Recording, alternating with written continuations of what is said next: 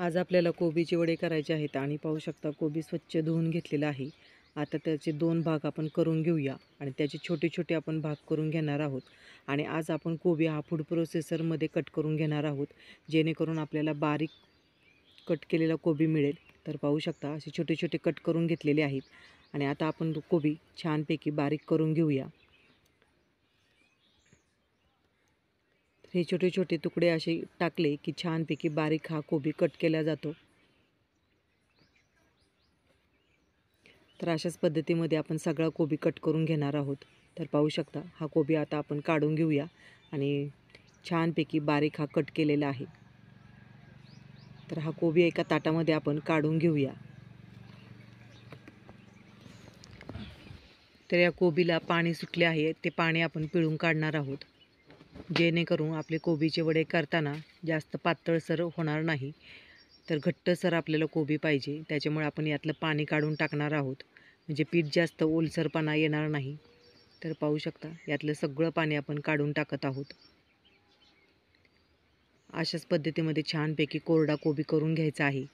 तर यामध्ये आपण अशाच पद्धतीमध्ये कांदा देखील कट करून घेतलेला आहे आणि तो देखील पिळून घेतलेला आहे।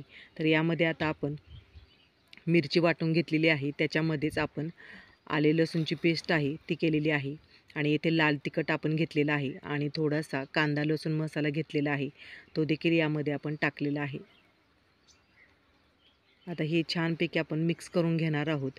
त्यापूर्वी याच्यामध्ये आपण थोडासा चाट मसाला टाकणार आहोत। चाट मसाल्यामुळे कोबीचे वडे हे खूप छान लागतात खायला। आणि यानंतर आपण आलं आणि लसूणची जी पेस्ट आहे ती टाकणार आहोत। यानंतर इथे कॉर्नफ्लॉवर घेतलेला आहे आणि थोडंसं आपण इथे बेसन पिठाचा देखील वापर करणार आहोत।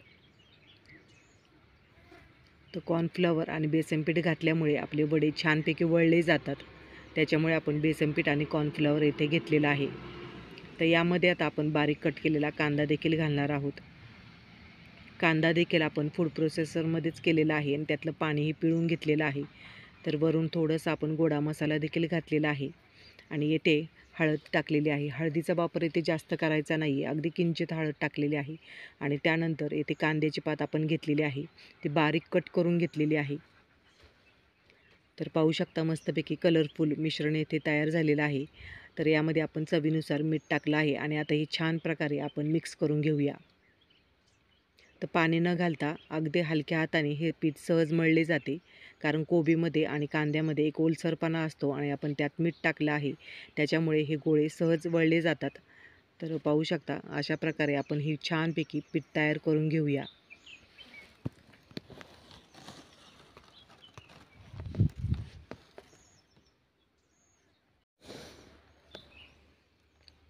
तर पाहू शकता अशा प्रकारे आपण छानपैकी पीठ तयार करून घेतलेलं आहे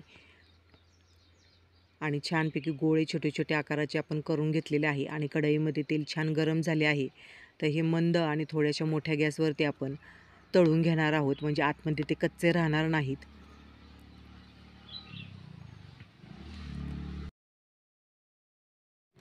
तर पाहू शकता छानपैकी कलर बदललेला आहे। तर अशाच प्रकारे मस्तपैकी आपण खरपूस रंग येईपर्यंत, तांबूस रंग येईपर्यंत छानपैकी हे वडे तळून घेणार आहोत। तर अशा प्रकारे तळून घेतल्यावरती कच्चे राहत नाहीत। तर हे सर्व आपण काढून घेऊया।